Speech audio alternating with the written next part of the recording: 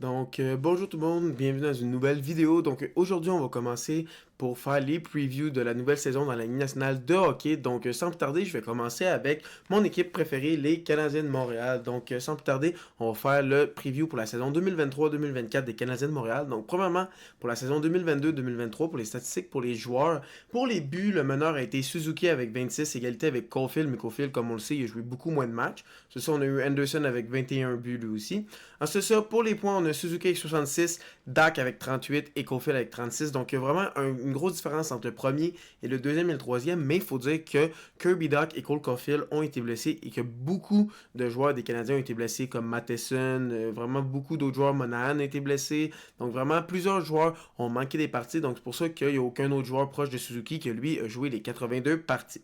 Ensuite de ça, dans les buts, on a Montembeault avec un 901 de pourcentage d'arrêt, 11.8 goal save above expected, ce qui est très très bon.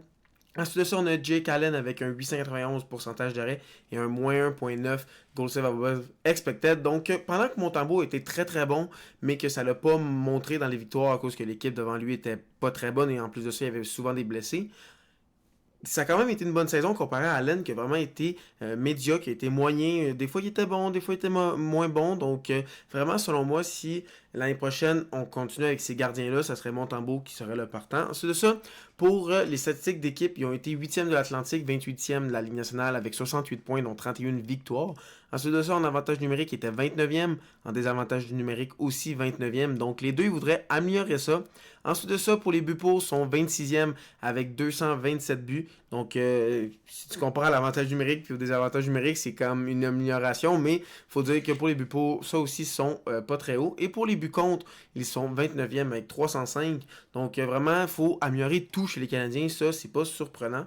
Ensuite de ça, si on regarde les joueurs qui ont été ajoutés pendant le off-season puis les joueurs qui sont partis, il y a les additions, il y a eu, la grosse addition a été Alex Newhook qui a été ajouté dans une transaction qui a été faite juste avant le repêchage. Ils ont échangé deux choix, donc le choix 31e et un choix de début de deuxième ronde pour aller chercher le jeune Alex Newhook qui était pas, il allait pas se développer avec Colorado puis il avait besoin de signer un contrat puis il a décidé de signer avec les Canadiens 4 ans, 2,9 millions.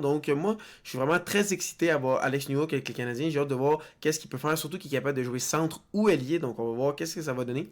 Ensuite de ça, il y a Keeper, pas une grosse addition. Et à la défensive, il y a Gustav Lindstrom dans l'échange de Jeff Petrie qui l'a envoyé aux Wings de Détroit. Ensuite de ça, il y a De Smith, le gardien de but. Selon moi, je trouve que c'est une bonne acquisition parce qu'on pourrait facilement l'échanger. Il gagne seulement 1,8 million par année. Il a quand même eu des bonnes statistiques. Et si on le garde, selon moi, c'est une amélioration sur Jake Allen.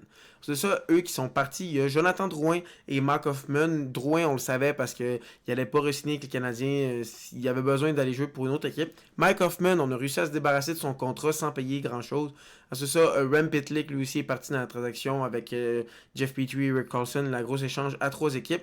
C'est ça, Gurianov et Thierry n'ont pas re-signé. Paul Byron a pris sa retraite. C'est pas officiel, mais quasiment. Belzil, il a signé avec les Rangers et on a échangé Edmondson pour faire de la place aux jeunes défenseurs à la défensive. Justement, je vais vous parler de l'alignement des Canadiens. L'alignement possible pour la prochaine saison. Si on regarde en attaque, qu'est-ce que j'ai mis, c'est Cole Caulfield avec Nick Suzuki et Kirby Dach. Plusieurs personnes aimeraient ça voir Kirby Dach comme le deuxième centre des Canadiens. Mais honnêtement, quand je l'ai vu être le meilleur, c'est quand il a été l'ailier du premier trio. Puis je trouve que ça amène vraiment un gros gabarit à ce trio-là qui est vraiment plus petit avec un Caulfield et un Suzuki. Donc je trouve que ça pourrait faire des flamèches, surtout si Caulfield et Dach sont capables de rester en santé. Ensuite de ça, sur le deuxième trio, j'ai mis Monahan comme deuxième centre parce que selon moi, la façon qu'on l'a re-signé, c'est vraiment on va vouloir l'échanger à la date limite. Donc si tu le mets deuxième centre, tu le fais jouer le plus possible avec des bons joueurs sur le power play, il pourrait augmenter sa valeur puis on pourrait facilement recevoir des bons choix au repêchage pour avec Alex Newhook, le nouveau venu. Selon moi, si on a payé deux choix quand même haut pour l'avoir, c'est sûrement parce qu'on veut le faire jouer puis on le voit haut dans notre alignement, dans notre organisation, on le voit haut pour les Canadiens. C'est ça, Josh Anderson avec ses 21 buts pourrait bien compléter ce deuxième trio. C'est ça, comme troisième trio, j'ai Raphaël Harvey Pinard qui m'a vraiment surpris la saison passée. Il a vraiment été très très bon, donc je pense qu'il a mérité sa place dans le top 9 avec Dvorak et Brendan Gallagher. Et j'aime beaucoup le faire jouer Harvey Pinard avec Gallagher parce que c'est un peu le même style. Harvey Pinard, on dirait, c'est Gallagher au début de sa carrière, comme il va travailler fort, il va aller dans les coins, il va être devant le filet. C'est pas lui qui va avoir le plus de talent, mais c'est lui qui va travailler le plus. Ensuite ça, comme quatrième trio, j'ai Slavkovski, Jake Evans et Joel Armia. Armia, je le mets là parce que tu peux pas le payer Armia 3 millions et ne pas le faire jouer. Parce que selon moi, c'est pas lui que je voudrais voir jouer. Selon moi, je veux qu'il soit échangé, je veux qu'il parte. Et ensuite de ça, Slavkovski, c'est un quatrième trio. Peut-être que vous pourrez dire que il va pas se développer s'il joue sur le quatrième trio avec Armia et Evans, mais en même temps, tu veux le remplacer par qui? Harvey Pinard, il a prouvé qu'il était capable d'être sur un top 9. Newhook, si tu échanges deux gros choix, puis il est un peu plus haut dans son développement, ça fait quelques années qu'il est dans la Ligue nationale, il faut que tu le fasses jouer dans ton top 9. Mais qu'est-ce que je pense qui va arriver, c'est qu'à la date limite des transactions, on va essayer d'échanger Monahan. Newhook va changer comme deuxième centre et Slavkovski va pouvoir monter dans le top 6 s'il a réussi à bien se développer. Ensuite, ça, à la défensive, on a Michael Matheson. S'il continue comme la saison passée, il va connaître une excellente saison. Il a vraiment été très très bon. Il a été blessé lui aussi, mais il a vraiment été très bon les matchs qu'il a joué. C'est ça, il y a aussi un autre joueur qui s'est blessé, c'est Caden Gooley. S'il est capable de bien jouer, selon moi, ça va être une très bonne première paire. J'adore Caden Gooley. C'est ça, en deuxième paire, on a Harris et Byron. C'est deux jeunes que moi je trouve qui se développent bien. C'est des jeunes qui pourraient amener, ils pourraient avoir une surprise. Peut-être qu'ils vont bien se développer, mais surtout Justin Byron, je trouve qu'il a un meilleur plafond, mais Harris a un meilleur plancher selon moi. Donc c'est deux bons jeunes joueurs. Ensuite ça, on a Harbert Jackay qui est quand même bien fait, surtout physiquement. Et on a David Savard qui pourrait prendre plus de minutes, mais moi je le vois être plus un vétéran qui va mentorer les jeunes joueurs, mais qui va laisser sa place de plus en plus pour laisser la place aux jeunes joueurs. Ensuite ça, dans les buts, on a Samuel Montembeault qui va être selon moi le gardien partant. Il a très bien fait la saison passée et aussi au championnat du monde. Il a été très très bon. Ensuite ça, j'ai mis Casey Smith comme gardien partant, gardien substitut, désolé, mais il pourrait facilement se faire échanger ou ça pourrait être Jake Allen, ça va voir qui va jouer le mieux dans les matchs pré-saison.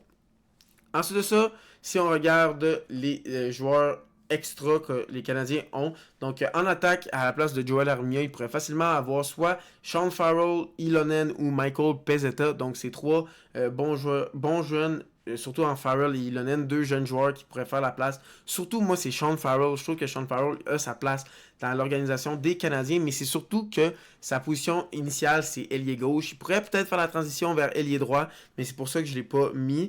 Mais si tu échanges Monahan, Slavkovski monte et Sean Farrell peut rentrer sur le quatrième trio. Et facilement, Armia, je pourrais le voir se faire remplacer par Ilonen ou Pezzetta. Surtout Pezzetta peut amener un côté plus physique que t'as en Harbert Jackay, mais quand tu perds un défenseur, faire ta rotation en 5 défenseurs, c'est plus compliqué que jouer à 11 attaquants.